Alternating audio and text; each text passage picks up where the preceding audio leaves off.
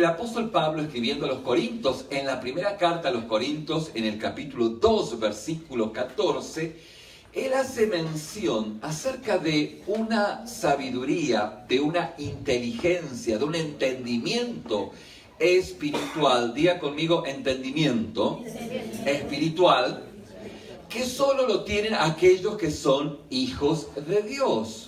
Por eso dice que nosotros como hijos de Dios debiésemos tener una manera de entender la vida desde una perspectiva espiritual. Recordarán que dijimos en varias oportunidades que no podemos juzgar ningún acto humano sin tener en cuenta la perspectiva de vida o el contexto de vida. ¿Bien?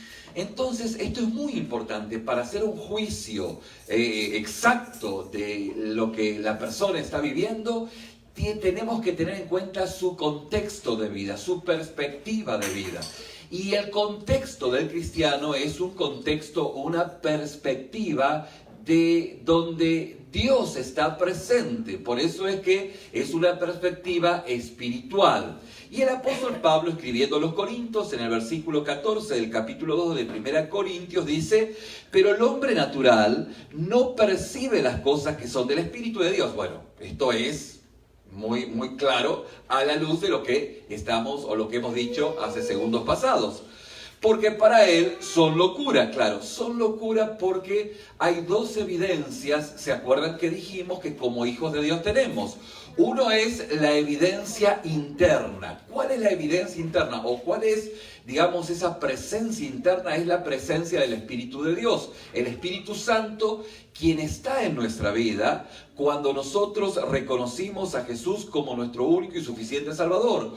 Cuando nosotros abrimos nuestro corazón, cuando abrazamos el propósito de Dios, cuando reconocimos de que todos hemos pecado, tal como dice la palabra en Romanos 3:23, por cuanto todos pecaron, están destituidos de la gloria de Dios.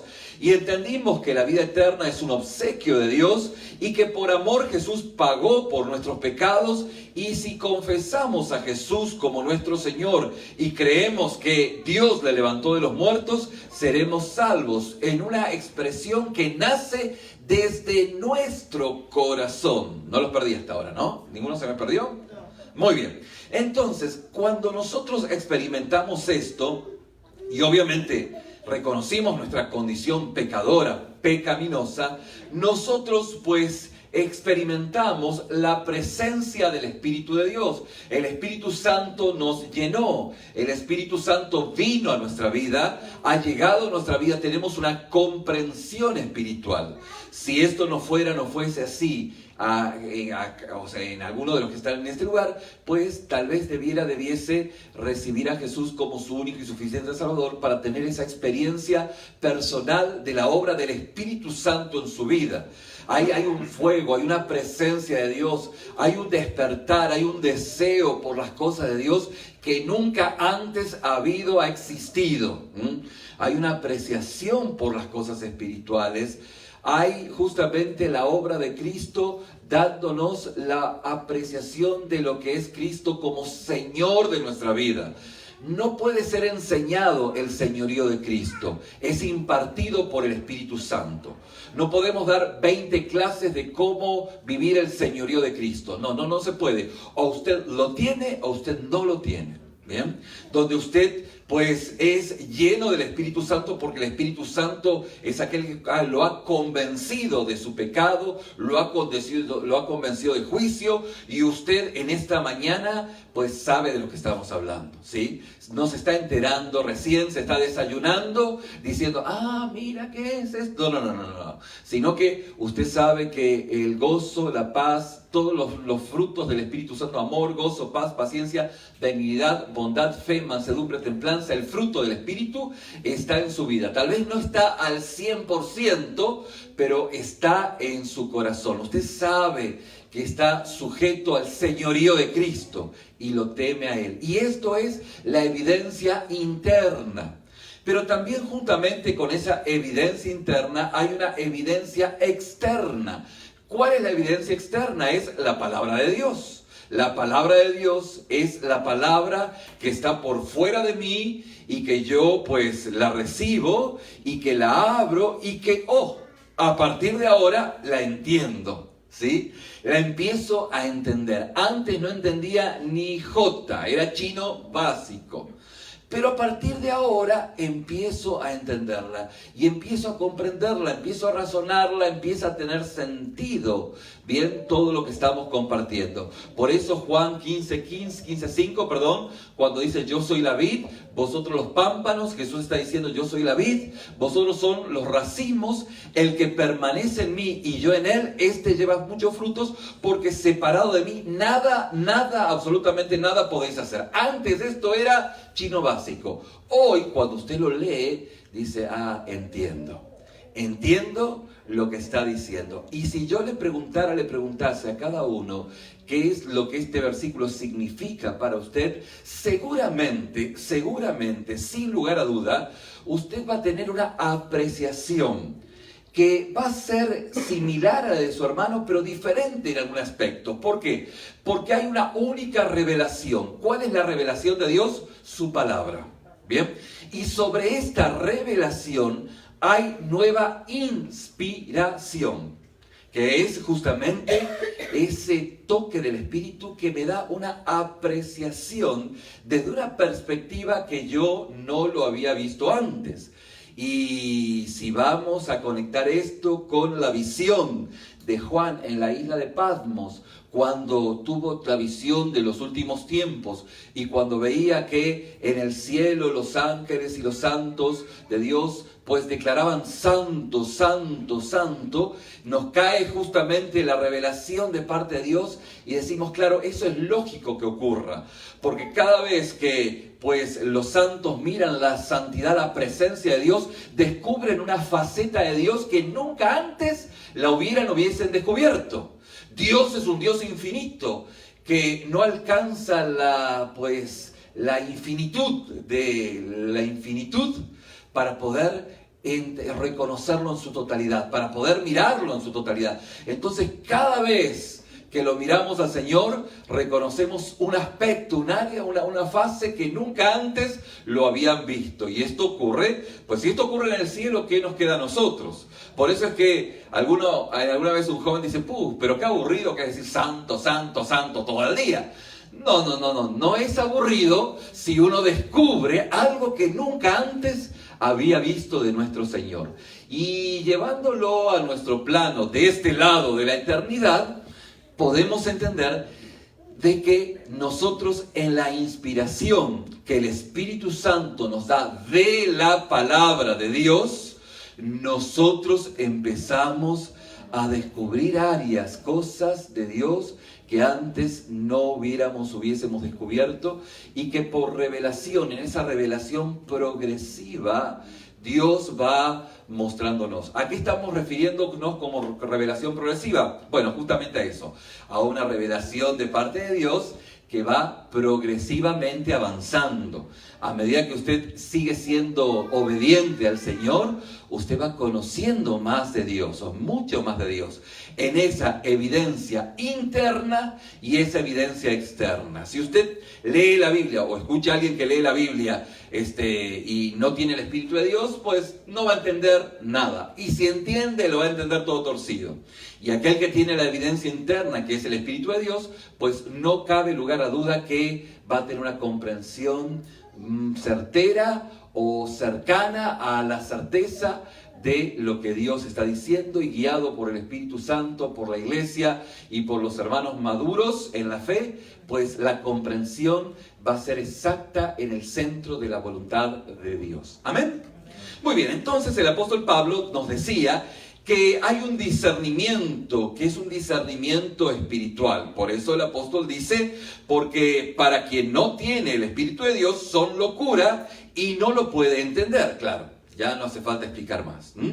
Porque se han de discernir. ¿Cómo se han de discernir?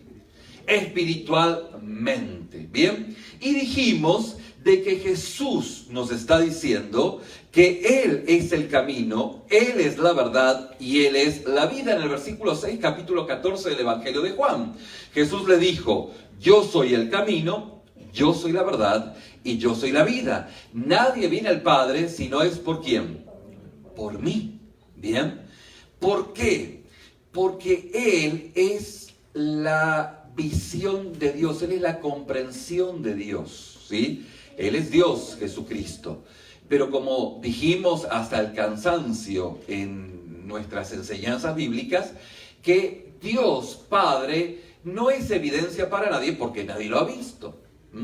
Pero quien ha visto al Hijo, ha visto al Padre. Entonces, la respuesta a la pregunta, ¿cómo es el Padre? Sencillo, como el Hijo. ¿Cómo es el Hijo? ¿Cómo es Dios? Dios es como Jesús. Jesús nos muestra cómo es Dios. Y la pregunta que nos hicimos en su momento a responder era, y bueno, ¿y cómo es Dios? ¿Cuáles son las dos características de Dios? Las dos características de Dios, entre todas las características, es que Dios es Padre y Dios es Rey. ¿Bien? Jesús decía, Dios es mi Padre y Dios es Rey. Pero ¿qué tipo de Padre y qué tipo de Rey? ¿Se acuerdan que lo dijimos? El Padre como el Padre del Hijo pródigo. Así es Dios. Dios es como el Padre del Hijo pródigo. Y es Rey, pero no un Rey que invita únicamente a los de su clase social, sino que es Rey al cual acoge a todo mundo. Es esa clase de Rey, es esa clase de Padre. Entonces, usted es lo más similar a su Padre espiritual, dentro de la comprensión de cómo es Dios. Por eso decíamos que Jesús nos mostró de que Él es el camino, Él es la verdad y Él es la vida. Y nadie viene al Padre si no es por Él. De tal manera que decíamos que Jesús nunca dijo, yo te mostraré el camino. O nunca dijo, te voy a dar un mapa, ¿sí? Para que sigas el camino. O nunca dijo, te indicaré en qué dirección debes marchar. ¿Eso fue lo que alguna vez dijo Jesús? La respuesta es no. Jesús es el mapa. Y se acuerdan que lo dijimos en toda esta semana, que el mapa viene siendo como cada uno de ustedes, salvando las diferencias, quienes saben cómo llegar a su casa. Si alguno de ustedes me ha indicado cómo llegar a sus casas, yo tomo el camino que ustedes me indican, ¿correcto? Pero ustedes, de tanto ir a su casa, bien, ustedes ya conocen caminos alternativos, lugares por donde ir para poder llegar más rápido a su residencia, ¿sí o no? Se traba alguna autopista, no hay problema. Vamos por otro lado, llegamos lo más rápido y seguro posible porque ustedes conocen el camino, porque ustedes tienen internalizado el mapa. Ya no necesitan GPS, no necesitan teléfono inteligente, porque ustedes son el mapa en sí mismo. De hecho, quien se suba en su carro y vaya a su casa, ustedes lo van a llevar porque en sí ustedes son el mapa. ¿Bien? Salvando las diferencias, es esto lo que la palabra nos está diciendo. Jesús es el mapa. O sea que relájese, tranquilo, ¿sí? Siéntese cómodo, que Jesús lo va a llevar. Y si el camino está un poquito movidito, bueno, si Jesús conduce su carro, tranquilo, porque va a llegar a buen término. Él es el mapa. Por lo tanto, habíamos entendido a la luz de la palabra que si Él es el mapa, día con día tenemos que vivir junto a Él, ¿sí o no? Esto es algo que nosotros tenemos que entenderlo. Mi experiencia con Dios es una experiencia de día con día. Y si nosotros entendemos esto, entendemos que cuando aprendemos a confiar en que Jesús me guiará un paso a la vez, hemos de experimentar una nueva libertad. De hecho, vamos a confiar que Jesús me guiará en el camino. La pregunta es, ¿qué pasará si no sé qué camino tomar? Bueno, la respuesta es, Él sabe qué camino debo tomar, ya que esto es lo que Dios quiere para cada una de nuestras vidas, porque Él sabe qué camino debemos tomar. Por eso, día con día, debemos entender este principio. A la luz de esta palabra, dijimos que nosotros entendemos que en algunas oportunidades hemos respondido, o mejor dicho, nos hemos planteado de que la pregunta es, ¿usted está listo para seguir a Jesús de esta manera, seguirlo al Señor día con día? Bueno, de hecho, alguno pudiese decir, bueno, no pienso que Dios me va a pedir que vaya a alguna parte sin mostrarme primero dónde quiere que vaya. No lo creo. Creo que Jesús se va a sentar conmigo y me va a decir, mira, mijo, vas a tomar este camino, vas para acá, vas para allá y después vas a llegar a buen término, ¿no? Y nosotros entendíamos a la luz de la palabra que esa no era la manera en la cual Dios responde, Dios obra, sino que la respuesta correcta es decir, Señor, estoy dispuesto a seguirte por fe y no por vista. ¿Se acuerdan el ejemplo de la alberca? ¿Sí? Donde el Señor te dice, bueno, da el paso, y ahí está la alberca ahí abajo, da el paso y cuando tú estés en el aire yo pongo el agua. Y bueno, el planteo está en decir, bueno, yo miro para abajo y no veo agua. ¿Cómo le hago? ¿Sí? Entonces el Señor dice, bueno, da ese paso. Y ahí está la tensión. Esa crisis que existe en nuestra vida que va a determinar el andar por vista o no por fe, escuchando al Señor por encima de todas mis apreciaciones. Dijimos que cuando damos un paso de fe, de madurez espiritual, damos ese paso y el Señor pone el agua. ¿Y qué pasa si no hay agua? Bueno, es evidente que no escuchamos al Señor, nos vamos a pegar un golpazo en el fondo de la alberca sin agua, pero lo que hemos aprendido a sintonizar nuestro oído al oído de Dios, y aunque suena muy poético lo que estoy diciendo, todos hemos experimentado esas caídas, ¿sí o no? ¿Sí? Todos hemos dicho, no, era Dios, y cuando ¡pah!, nos golpeamos abajo. Y Dios en su misericordia pues nos restaura, nos cura, nos cuida. Y nosotros aprendemos a sintonizar nuevamente la voz de Dios sin ningún ámbito de queja. ¿Bien? O poder pues decirle a Dios, ¿por qué? Porque en realidad el problema fue que no escuchamos nosotros la voz de Dios. ¿Cómo escuchar la voz de Dios? Bueno, justamente es lo que hemos de hacer a medida que avancemos en este estudio de la palabra. Vamos a aprender a la luz de la palabra a oír a Dios como Él habla, como, digamos, algunos puntos que son determinantes en nuestra experiencia con Dios. Vamos a identificar claramente la obra de Dios en nuestra vida, en su vida. Vamos a creer en Él y que Él cumple todo lo que promete. Vamos a ajustar nuestras creencias y nuestro carácter y conducta a Él y su camino. Vamos a saber claramente lo que Él necesita hacer en respuesta a su intervención en nuestra vida y vamos a experimentar lo que solo Dios por medio de Él puede hacer en su vida y solo lo que Dios puede realizar. Obviamente vamos a ajustar nuestras creencias y vamos a ser transformados en nuestro carácter y nuestra conducta para poder servir y seguir al Señor. Mis hermanos, tener una experiencia con Dios no es solo decir, yo tuve una experiencia con el Señor el domingo en la mañana. Puede que sea parte de su experiencia con Dios, pero la experiencia con Dios es día con día porque Él es nuestro mapa. ¿Amén? Muy bien. Entendiendo esto, en el Evangelio de Mateo, en el versículo 33 del capítulo 6, dice: mas buscad primeramente el reino de Dios y su justicia, y todas estas cosas os serán añadidas. Así que no os afanéis por el día de mañana, porque el día de mañana traerá su afán. Basta a cada día su propio mal. Bien, hay una acción en la cual nosotros estamos día con día pues buscando al Señor. El día de hoy es el día en que Dios preparó para que nosotros pudiéramos andar en su presencia. Y recuerdan que, ya vamos a hablar de esto, pero dijimos en su momento que entender la vida como una instancia de guerra, digamos de una lucha, estamos despiertos. ¿Se acuerdan que cómo tenemos que estar en la vida? Despiertos.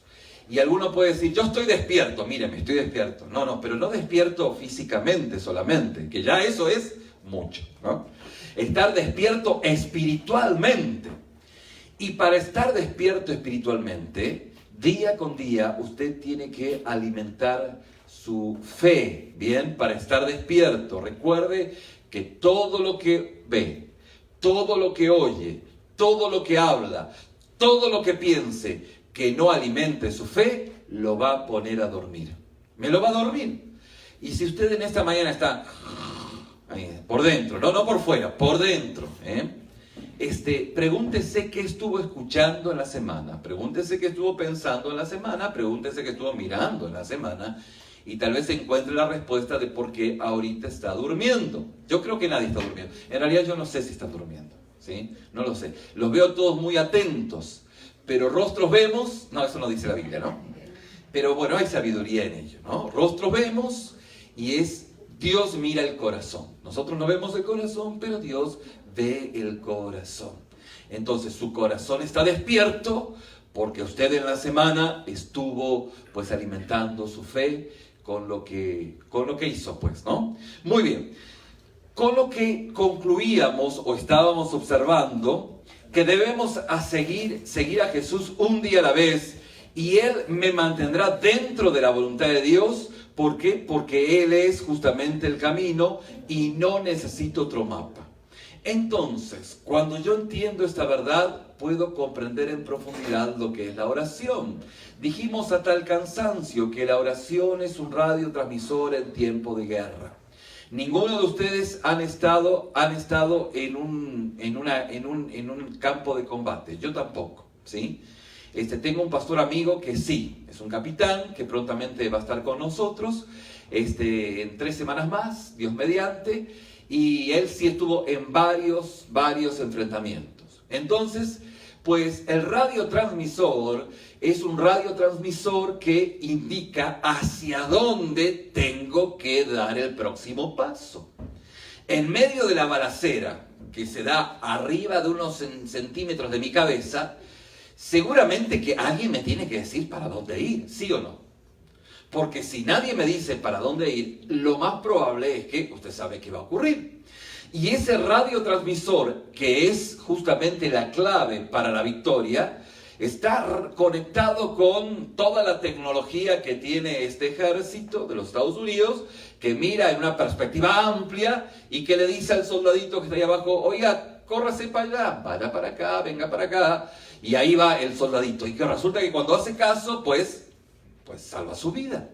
La oración es justamente esto. Es el radiotransmisor. Señor, estoy en el combate. ¿Qué hago ahora? ¿Cómo le hago? No sabemos qué hacer, pero sabemos a dónde ir.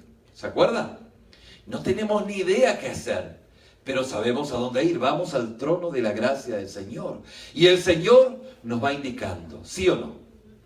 Ahora, si usted cree que está en medio de una playa soleada, cuando en realidad está en un campo de guerra, lo más probable es que pues sea carne de cañón muy rápidamente. ¿Me va entendiendo, mi hermano?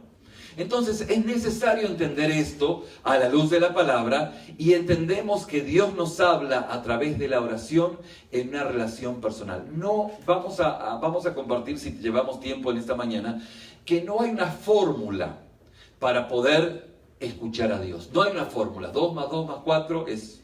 No. Sino que hay una relación.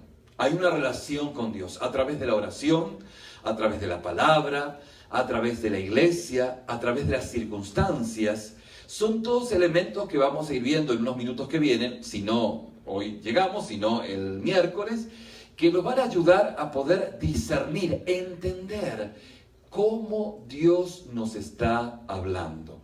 Por cierto, para llegar ahí tenemos que ver algunos puntos previamente que nos van a ayudar a poder sacar la maleza para poder entender claramente lo que Dios quiere decirnos a nuestras vidas. ¿Amén? Muy bien. Entonces afirmamos que la palabra de Dios es la evidencia externa, es nuestra guía, y que la pregunta errónea que pudiésemos hacernos es: ¿cuál es la voluntad de Dios para nuestra vida? ¿Se acuerdan?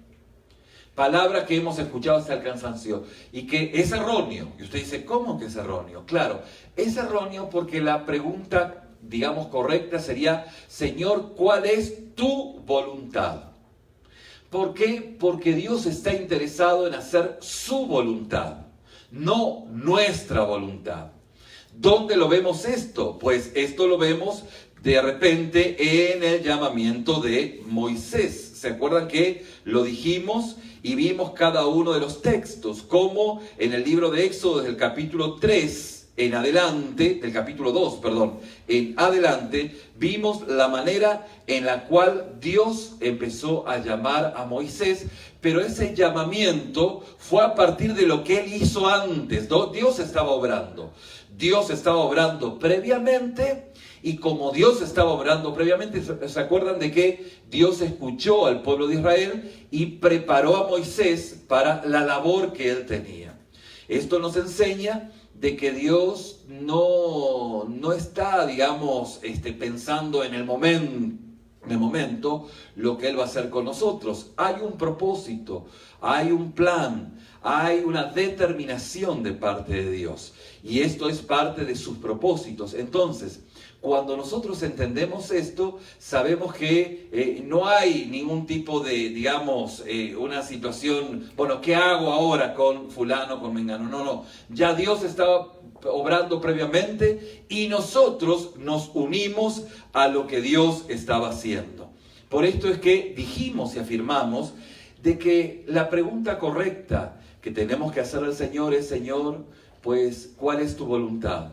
Por eso, Padre, yo te voy a conocer tu voluntad, porque cuando conozca tu voluntad, es evidente que voy a saber lo que tú quieres. De esa forma, voy a evitar decir, Señor, úsame, porque sé que a respuesta desde el cielo, tú vas a decir, pues, conóceme.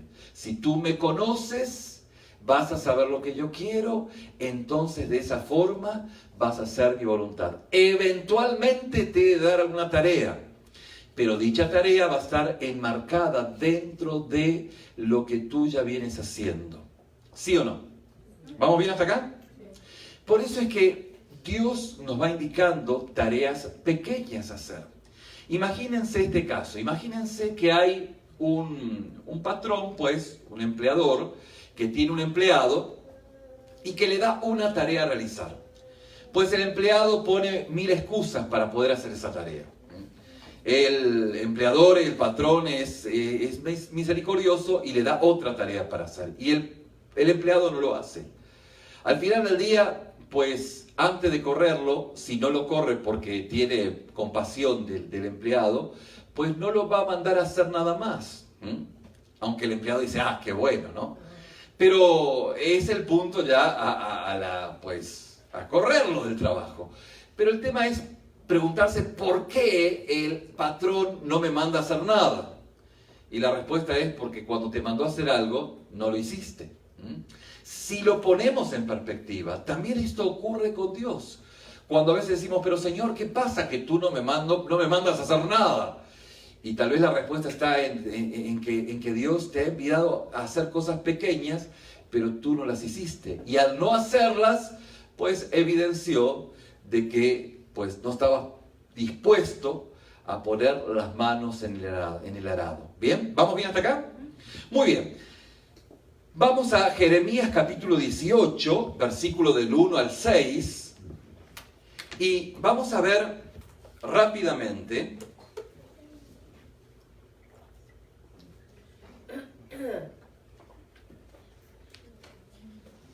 ¿Lo tienen?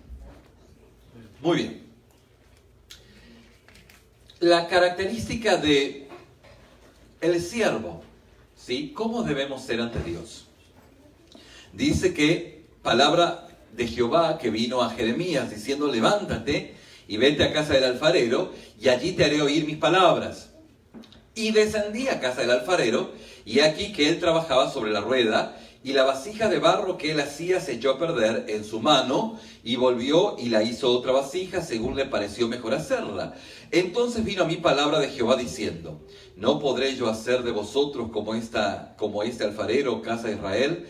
Dice Jehová, He aquí que como el barro en las manos del alfarero, así sois vosotros en mi mano, oh casa de Israel. Bien, la característica del siervo que Dios estaba esperando en su pueblo es el ser maleable y estar en las manos del alfarero, en las manos del maestro.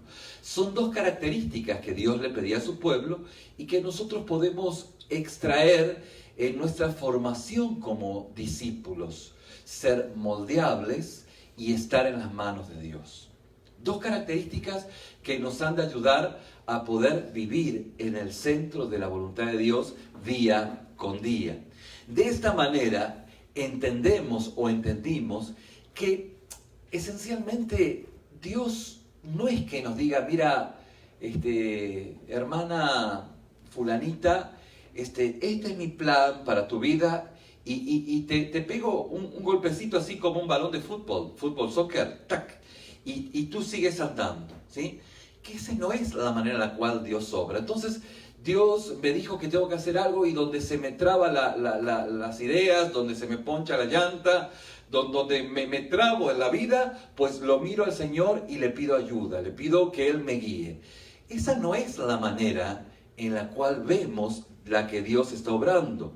De hecho, Él no quiere hacer, Él quiere obrar a través de lo que Dios ya le ha revelado justamente a su pueblo, porque Él previamente está trabajando. Lo que Dios quiere hacer mediante su pueblo y por medio de sus siervos, justamente es lo que Él ya está obrando. De tal manera que nosotros entendemos que no podemos quedarnos donde estamos y seguir a Jesús.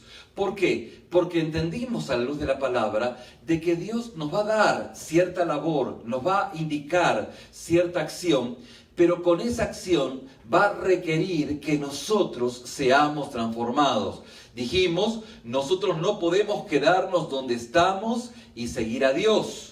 No podemos hacerlo. Si seguimos a Dios, Dios tiene que transformar previamente nuestras vidas. De hecho, nosotros no podemos continuar donde estamos, como dijimos, y seguir al Señor.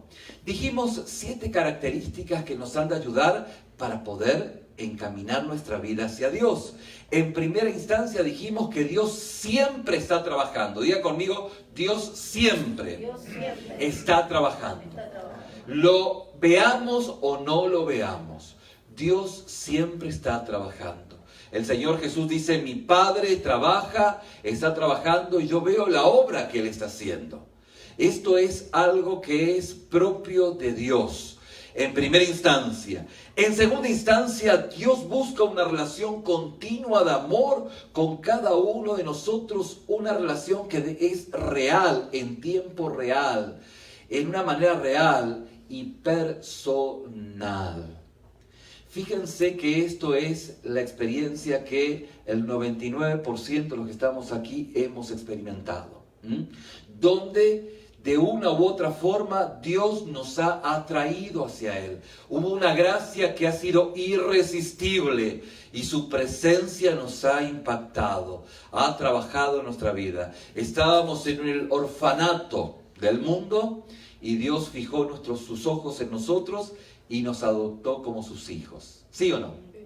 Esto es la experiencia que usted ha experimentado. Si no lo ha experimentado, tal vez en esta mañana Él lo está llamando, porque Él lo ama. La relación con Dios es una relación íntima y personal, y de esto es lo que se trata la fe. ¿Se acuerda que decíamos? La fe es una amistad con Dios. Y cuando hablábamos de amistad, ¿se acuerdan que la palabra amistad es una palabra que entra dentro de nuestra comprensión humana? Es un parámetro humano para expresar lo que es nuestra relación con Dios. ¿Bien? La mejor palabra que se adapta a nuestra relación con Dios es la palabra amistad. Pero no es que Dios es nuestro amigo como nuestro mejor amigo. No. Dios es nuestro Padre, pero no como nuestro Padre. O sea, Dios es nuestro amigo, porque es la única palabra que pudiese en cierta medida abarcar mi relación con Dios. Un Dios que se va revelando y usted que va acogiendo esa revelación en su experiencia personal con Dios. Ese Dios tan grande, por lo más grande que hay, y tan cercano, como la cercanía más cercana que puede existir en mi vida. Por eso es que en esa relación usted debiese pues entablar su relación pues con Dios. Decía un hombre hace siglos pasados, decía: Señor, rompe el velo de este dulce encuentro. ¡Wow! O sea, es algo increíble de mi comunión personal con Dios, que es más grande de lo que puede existir. Dios es Dios, el Dios que creó el universo, pero más cercano que mi más íntima intimidad. ¿Se acuerdan que hace algún tiempo atrás decíamos que había un agnóstico? El agnóstico es aquel que dice: pues yo no tengo evidencias para afirmar o negar la existencia o inexistencia de Dios. No tengo fundamentos. Y este agnóstico, como lo es, o lo fue, no sé si vive todavía, Martin Rees, quien es un hombre, una eminencia, un astrofísico increíble inglés. Él decía que no tiene evidencia, pero dice, pero es un descaro, así decía, que los cristianos digan que conocen a Dios, cuando realmente es algo muy sacado de una locura, que la creación de este Dios, si existe, pueda conectarse, o ustedes digan que lo conocen, en una tercera roca, hablando del planeta Tierra, ¿no?, de un sol que orbita entre los millones de soles de las millones de galaxias, que el hombre se jacte diciendo que conoce a Dios. Y la verdad que esto hace sentido. Hace sentido, salvo que a Dios le haya placido darse a conocer. Dios se dio a conocer a nosotros. Dios se dio a conocer. Dios se ha revelado. Es como un velo que lo sacamos y Dios se va revelando. Y aunque obviamente podamos decir que conocemos a Dios, todavía no lo conocemos al Señor completamente. Hemos conocido parte de Dios, ¿sí o no? Dios se ha revelado. Y en esa revelación, Él se da a conocer y nosotros lo acogemos. Esto es lo que nosotros decimos con nuestra amistad con Dios. ¿Vamos bien hasta acá? Sí. ¿Me van siguiendo? La amistad con Dios tiene que ver con esto. Con un Dios que se va revelando. Pero no que se va revelando domingo a domingo. No. Se va revelando todos los días, mis hermanos. Todos los días. Todos los días usted puede hablar con Él. Todos los días Dios lo va guiando en forma real. ¿Sí? Y esto es la experiencia que usted y yo experimentamos, o usted debiera experimentar. Ahora, ¿se acuerdan que las características de la fe tienen que ver con un conocimiento cognitivo, conocimiento del conocimiento, un conocimiento intelectual? Tenemos mucho conocimiento de Dios, tenemos una experiencia sensorial, todos nuestros canales se abren ante la experiencia de Dios, entonces podemos experimentar una presencia muy dulce del Señor. Esto es parte de esa experiencia. Tenemos una historia con el Señor, pero eso no es la fe. La fe es nuestra amistad con Dios, ¿sí? Fe es justamente esa relación que empezamos a entablar con el Señor. ¿Amén? Muy bien. Entonces afirmábamos que Dios nos habla por medio de su Espíritu, la Biblia, la oración, las circunstancias y la iglesia para revelarse a sí mismo sus propósitos y sus caminos. Esto lo vamos a ir viendo en estas 12 semanas, y esa invitación que Dios nos hace a el trabajo que Él nos conduce, pues nos lleva a una situación donde tenemos que definirnos. ¿Se acuerdan que Moisés tuvo las 1001 excusas? No, Señor, es que yo soy tartamudo. Después la otra es decir, bueno, ¿y cómo van a saber de que tú me has hablado? Porque tú me hablaste a mí, pero cuando llegue al pueblo de Israel van a decir, no, estás echando mentiras, Moisés. No, esto no es así. Y ahí las 1001 excusas. Y la última excusa, ¿se acuerdan que Moisés dijo, mira, sería bueno que mandes a otro? Yo estoy aquí, no creo que esto sea para mí, ¿sí? Pero ¿qué ocurrió? Ocurrió que justamente Dios no da, sugerencias. Dios da órdenes. Y al momento en que Dios nos habla, es el momento en el cual nosotros debemos hacer esos cambios. Cambios que tienen que ver con la santidad, cambios que tienen que ver con la consagración, cambios que tienen que ver con la comunión más íntima y personal con Dios. Y usted entonces llega a hacer esos ajustes en su vida para unirse a Dios con Él en lo que Él está haciendo. Y a través de eso, a través de esa situación, usted experimenta el favor de Dios de una forma única. Cuando el poder de Dios se manifiesta, Dios se lleva toda la gloria. ¿Se acuerdan? Todo el reconocimiento.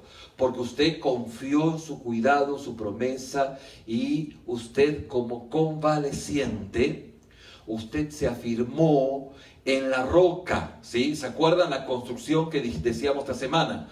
2 casas que se ven preciosas, una al lado de la otra. La diferencia es que una está cimentada solamente en la superficie de la arena y la otra ha excavado profundamente para firmarse en la roca, de tal manera que vienen los vientos y todo lo que fuera que fuese, y pues la que no se cae, usted ya sabe, ¿no? No es la que está en la superficie, o sea, fundamentado en lo superficial, sino que está fundado sobre la roca, sobre la firmeza, en la profundidad de su comunión con Dios. Y afirmábamos de que Dios se vale de personas simples. Elías, dice la palabra, que era un hombre que era como nosotros, sujeto a pasiones. Y que Pedro y Juan, apóstoles del Señor, cuando los escucharon predicar, se sorprendieron. Dijeron, estos vienen del vulgo, estos son gente simple, sin educación. Sin embargo, como dice la palabra en Hechos capítulo 4, versículo 13, Lucas lo documenta diciendo, y se maravillaban y les reconocían que habían estado con Jesús. Cuando estamos con Jesús, aún nuestra forma de hablar cambia. ¿Por qué? Porque somos más profundos. Hay profundidad en lo que nosotros compartimos. ¿Sí o no? Pues debiese haberlo. ¿Bien?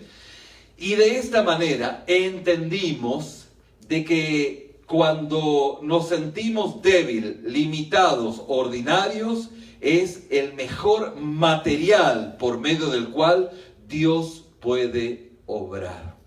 Dios se vale de esta clase de material, llámese usted, llámese yo, en la condición de justamente limitado y débil y ordinario para poder cumplir su voluntad. Esto es muy, muy, muy importante que podamos entenderlo, porque al entenderlo de esta manera, sabemos que Dios puede hacer su obra en medio de nuestras vidas. Dice la palabra que podemos en las manos de Dios. En la mano de Dios somos aquellos quienes Dios se vale para glorificarse en medio de toda circunstancia. Y dentro de este contexto, la Biblia nos muestra que somos aquellos quienes entendimos a la luz de la palabra que nuestra vida tiene que estar centrada en Dios y no centrada en nosotros mismos.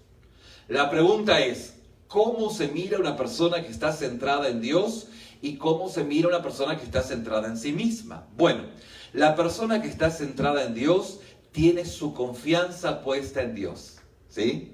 Pero cuando decimos confianza puesta en Dios, no es solo un cliché, sino que es una afirmación en que día con día afirma esa seguridad de que su vida está puesta en las manos de Dios, de que el temor que tiene por excelencia es al Señor y no el temor al hombre, que las alarmas de temor que pudiesen existir en su vida es las alarmas que indican que pues está entrando en un ámbito peligroso, pues se arrodilla, se arrepiente por haber tenido temor a tal o cual circunstancia y confía en el favor inmerecido de Dios, en la gracia de Dios, ¿sí o no? Esto es la confianza en el Señor. Obviamente, la vida centrada en Dios se mira dependiendo de Dios y de su poder y provisión. Es el poder y la providencia de parte de Dios. ¿Se acuerdan? ¿Se acuerdan cuando Abraham llevó a su hijo? ¿Cómo se llamaba su hijo? Isaac, ¿sí? Lo llevó por mandato del Señor a ser sacrificado. ¿Se acuerdan lo que dijo Isaac cuando iba camino al sacrificio? ¿Qué dijo? ¿Dónde está, pues, el sacrificio? ¿Sí? Entonces, pues, Abraham le dijo, Dios proveerá. Dios proveerá. Y ese pasaje, los hebreos dicen las ligaduras que se rompen de parte de Isaac. Se rompen, las ataduras, pues. ¿Sí? Hay una palabra en hebreo que no viene a mi mente ahora, pues es la palabra que justamente está afirmando esta verdad. Y justamente se habían roto las cadenas de Isaac porque iba camino al sacrificio. Pero lo que Abraham dice es algo muy revelador. Dios proveerá. Dios proveerá. Diga conmigo, Dios proveerá. Dios proveerá. Y si esto conectamos con el pasaje, los pasajes del Nuevo Testamento, que Dios en sus riquezas en gloria nos provee todo, entonces nosotros esperamos en sus riquezas en gloria. Dios proveerá. Y esto nos llama o nos lleva a una dependencia de Él. Obviamente a una dependencia no pasiva. Así, bueno, Dios va a proveer, me quedo muy tranquilo en mi casa. No. Dios va a proveer, ¿bien? Milagro es, como en un momento decía, que usted consiga trabajo, pero usted va a salir a buscar el trabajo y Dios le va a proveer, ¿bien? Entonces, hay una acción, pero Dios, pues, es el que hace el milagro. ¿Se acuerdan que decíamos que el milagro no es magia? El milagro son poner los panes y los peces y Dios hace el milagro. La magia es a la 1, a las 2 y a las 3, abracadabra, ¿no? Eso no es. Eso es magia. Eso es un pensamiento mágico. Dios hace milagros, no hace magia. Bueno, pero ese no es el punto al cual hoy vamos a enfocarnos. En tercera instancia, hay una dependencia humilde ante Dios. Reconocemos de que Dios se lleva toda la gloria y nos deja el gozo de que Él lo hizo. Nos negamos a nosotros mismos, buscando primeramente el reino de Dios y su justicia, buscando la perspectiva de Dios en todas las circunstancias, y tenemos una vida santa y piadosa. Así se mira una vida centrada en Dios. ¿Cómo la ven? Una vida centrada en nosotros mismos, justamente se ve el orgullo que nace de los logros que tuvimos, arrogancia, afirmando de que somos la última Coca-Cola del desierto, que si nosotros no intervenimos no pasa nada, que somos los que descubrimos todas las verdades espirituales. Y como alguien dijo la semana pasada o semanas antepasadas, si nosotros no hubiéramos intervenido, pues no hubiera habido un crecimiento en diferentes lugares. Eso es una vida arrogante, ¿bien? Una dependencia de uno mismo y de las capacidades que podemos tener. Así se mira una persona arrogante, afirmándonos en nuestro propio ego, en lo que somos, sabemos y podemos, preocupándonos de agradar al mundo y sus caminos, mirando las circunstancias desde una perspectiva estrictamente humana, en una vida egoísta y ordinaria. De esta manera se mira, se ve una vida egoísta. Mis hermanos, fíjense que cuando volvemos otra vez a la vida de Abraham, vamos a ver que en el libro de Génesis no hace una cronología de la historia de Abraham. Esto es muy importante. O una historia, digamos, hace una reseña de la vida de Abraham. No. Lo que la Biblia hace es un enfoque o enfoca la perspectiva desde lo que Dios quiere hacer. Y esto es lo que cambia mi sentido. No es lo que Dios quiere mostrar de lo que fulanito, menganito va a hacer. No. Dios ha propuesto un plan y nosotros somos un engranaje dentro de la gran maquinaria que Dios ha establecido. Esto es parte del entendimiento de los propósitos de Dios.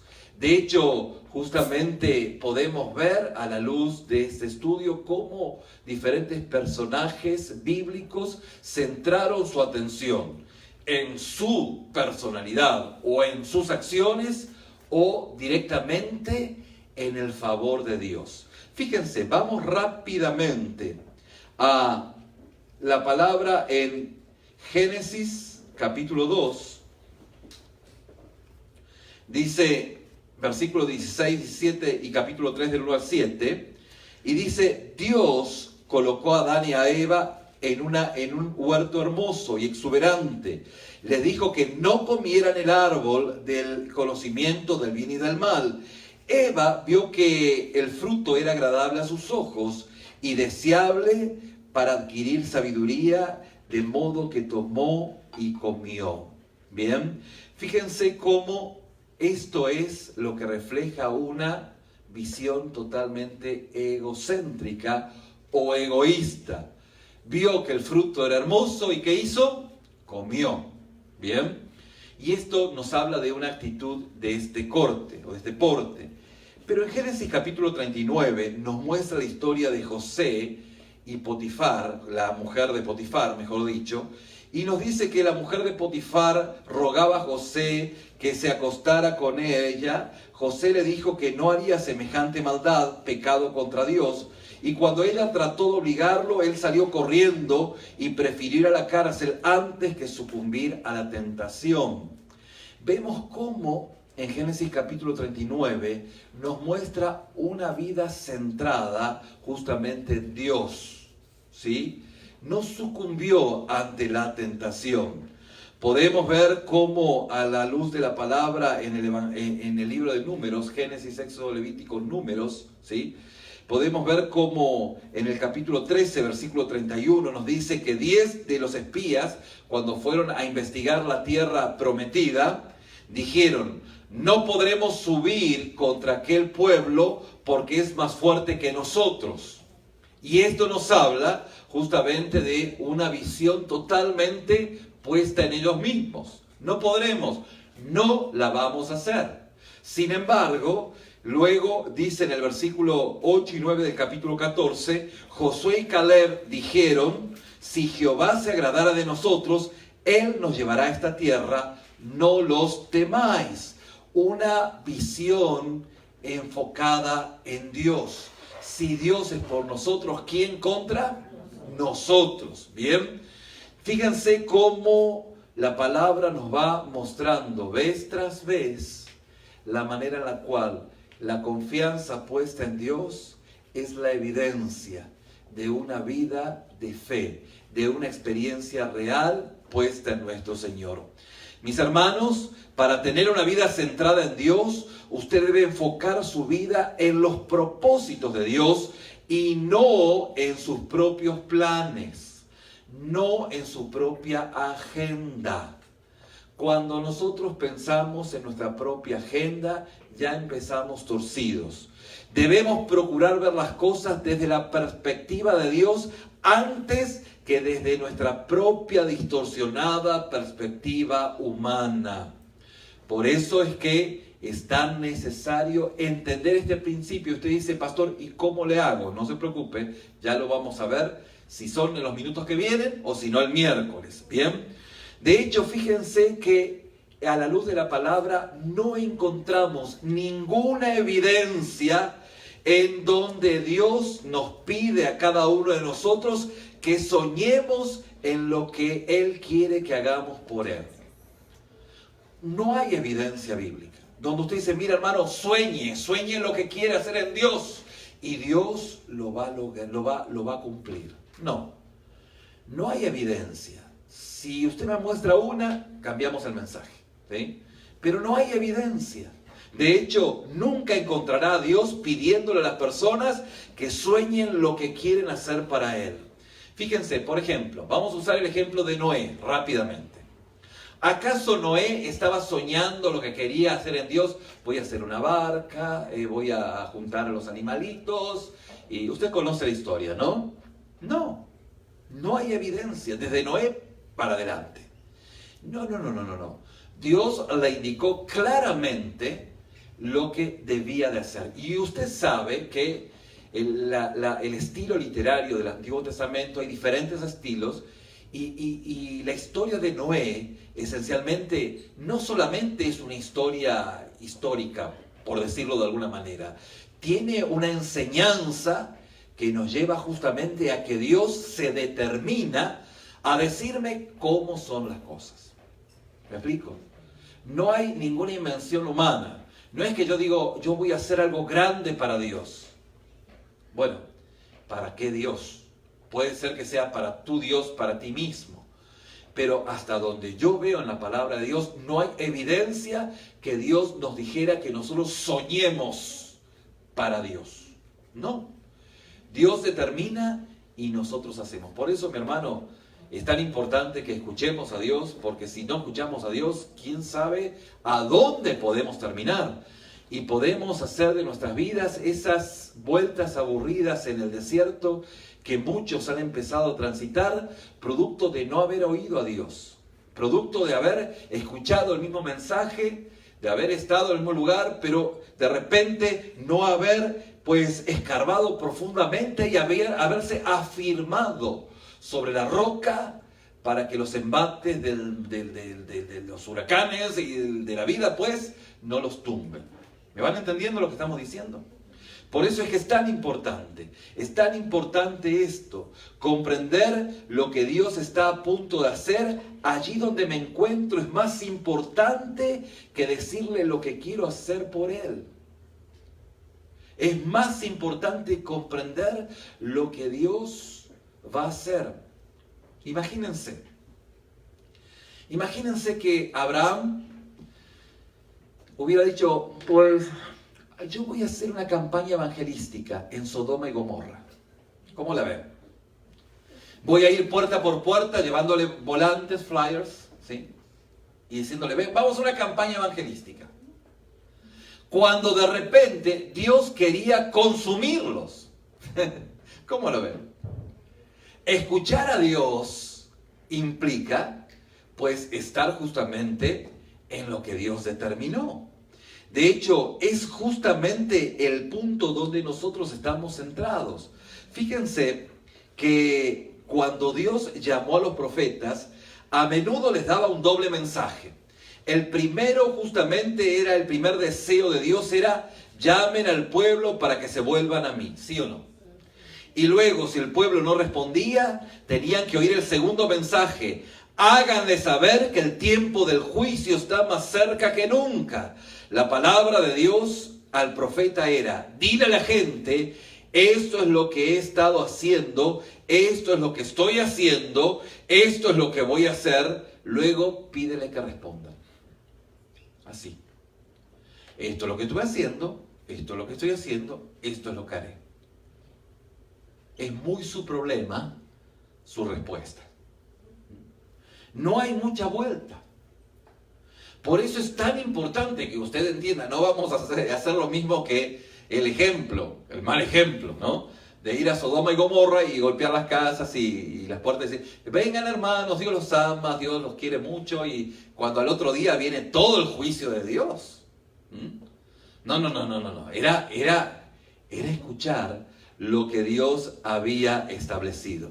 Mis hermanos, nosotros somos sirvientes de Dios y debemos ajustar nuestra vida a lo que Él va a hacer, no a lo que nosotros pensamos hacer. Por eso es que Cuando la palabra de Dios nos muestra en la vida de Noé, tanto de Abraham, Noé y desde ahí para adelante, existen 4 elementos: someternos, esperar, observar y unirnos a Él, como parámetros que son muy significativos y que debemos tener muy en cuenta en nuestra vida espiritual. Y esto es justamente lo que Dios ha establecido para cada uno de nosotros. Por eso, mis hermanos, en toda la Biblia, Dios es quien toma la iniciativa. Cuando viene una persona, siempre se revela a sí mismo. Cuando Dios viene a una persona, siempre se revela a sí mismo y siempre Dios revela lo que Él está haciendo. Esa revelación es siempre una invitación para que justamente usted ajuste su vida a Dios. Dios no tiene que ajustar su vida o su agenda a sus planes, ¿sí o no? Es poco probable, poco lúcido, de que Dios tenga un plan y que usted diga, no, a esta hora yo tengo que ir a jugar al golf. ¿Cómo la ve? Obviamente que es muy irónico, ¿no? Y si usted le da esa respuesta a Dios, es probable que usted esté muy desenfocado en su comprensión de Dios. Es que a las 10, 15 de la mañana yo tengo que ir a lavar la ropa, así que no puedo encontrarme con los propósitos de Dios. Y bueno, si existe horario entre la 1 y las 2 de la tarde, ahí sí, Señor, estoy contigo, ¿no? Pues no. Esto no es entender. Esto es entender nada de quién es Dios. Ninguna de las personas a quienes Dios encontró pudieron seguir siendo los mismos después de ese encuentro. Todos tuvieron que hacer grandes ajustes en sus vidas para andar obedientes a Dios. Si usted va a ser obediente a Dios, hay que hacer ajustes. Diga conmigo, ajustes. Hay que hacer ajustes. No se puede seguir a Dios de la misma manera. No. Dios nos exige ajustes. Por eso es que lo interesante en nuestra vida es la pregunta que pudiésemos hacer. ¿Quién toma la iniciativa para que usted sepa y haga la voluntad de Dios? Bueno, hay 2 respuestas. En primera instancia usted pudiera decir, bueno, Dios espera hasta que yo decida lo que quiero hacer por Él, y cuando yo decido, yo empiezo a hacer su obra. Esa sería una respuesta que alguno pudiera decir, bueno, yo pues tomo la iniciativa y cuando yo quiero le hago, ¿no? Y la otra es decir, bueno, quien toma la iniciativa es Dios. De hecho, Él me invita a que me una a Él en lo que Él está haciendo. Y esta debiera ser la respuesta correcta. Dios me invita. Tengo un plan. Y aquí tú tienes el ticket. y tú eres parte de esa labor. Entonces, claro, no es solamente el que Dios te da la oportunidad. Ahora hay que hacer ajustes, ¿sí? Y esos ajustes es ponerse en los estándares de Dios. Justamente la pregunta es, ¿en cuáles de las siguientes maneras podemos o pudiera Dios revelarse su plan y sus propósitos? En primera instancia, me deja ver que Él ya está trabajando a mi alrededor. En segunda instancia, me habla a través de las Escrituras e imprime en mi mente una aplicación práctica para la verdad. Me da un ardiente deseo de crecer a medida que empiezo a orar y buscar su palabra, y crea circunstancias alrededor de mí que me abren la puerta de esa oportunidad. Bueno, son todas ellas. Todas ellas. Dios me deja ver, Dios me habla, Dios me da un ardiente deseo y crea circunstancias para que yo pueda servirlo. De hecho, Dios siempre toma la iniciativa. Mis hermanos, Él no espera hasta ver lo que queremos hacer por Él. Después justamente de haber tomado la iniciativa de venir a nosotros, espera hasta que le preguntáramos, haciendo los ajustes necesarios y poniéndonos a su disposición en lo que Dios quiere que podamos hacer. Dios quiere que Él hable y nosotros podamos obedecer. ¿Amén? Muy bien. Para poder entender esta perspectiva, fíjense que hay 6 elementos que nos van a ayudar para poder entender cómo puedo encontrar la voluntad de Dios. ¿Cómo podría hacerlo? ¿Cómo puedo hacerlo? ¿Qué creen? Gracias por darme el tiempo para refrescar mi garganta. Muy bien. Fíjense, en primera instancia, en nuestra experiencia práctica con Dios, debemos buscar al principio poner nuestro corazón en tal estado que yo no tenga una voluntad propia. Usted dice, ¿cómo así, pastor? Bueno, ¿se acuerdan que en algún punto yo les conté o les digo que a veces nosotros andamos a la velocidad de nuestro cerebro? O sea, nuestra cabeza anda muy rápido, mucha velocidad pues, ¿no? Y podemos fijar los conceptos, las ideas, podemos entender lo que el pastor está diciendo, podemos entenderlo. Pero a que lo llevemos a nuestro corazón es otra cosa. Nuestro corazón le toma tiempo procesarlo.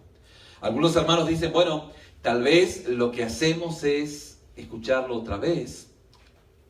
Miramos los apuntes me recuerdan lo que he aprendido. Y los apuntes me conectan con otras experiencias del pasado en Dios que me traen una revelación más profunda de lo que, pues, o una perspectiva que el pastor no compartió, pero que a mí me bendice, me edifica. Lo que ocurre es que nosotros bajamos a la velocidad de nuestro corazón en nuestra meditación en la palabra. Y justamente es el punto donde nosotros podemos, digamos, frenarnos y empezar a tomar o a poner nuestro corazón en tal estado que no tenga una voluntad propia, ¿sí? ¿Cómo lo logra usted? Bueno, en su relación personal con Dios. Habiendo hecho esto, puede justamente empezar a tratar de dominar sus emociones o la simple impresión, porque eso puede exponerlo a algunos engaños, ¿sí? Usted puede estar muy emocionado con algo, tiene un deseo ferviente en su corazón y pudiese estar emocionado, muy emocionado con algo. Esa emoción pudiera jugarle en contra, ¿bien? En tercera instancia, y sí, poder buscar la voluntad del Espíritu de Dios a través de la palabra de Dios y en conexión con esta. El Espíritu y la palabra deben combinarse. Y si usted mira solamente el Espíritu o la palabra, también usted se pudiera exponer a engañarse. ¿Bien? ¿Qué es lo que queremos decir? Es que las dos cosas van a la vez. Las dos cosas van a la vez. La conexión con el Espíritu de Dios, y la lectura de la palabra. De hecho, si el Espíritu de verdad lo está guiando, lo hará de acuerdo con las Escrituras y nunca al contrario de ella.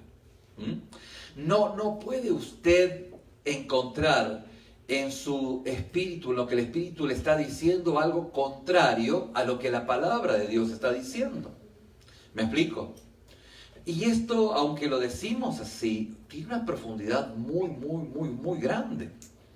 Quiero que usted pueda meditarlo en su casa, volver otra vez a meditarlo, porque esto empieza a ser su experiencia personal con Dios.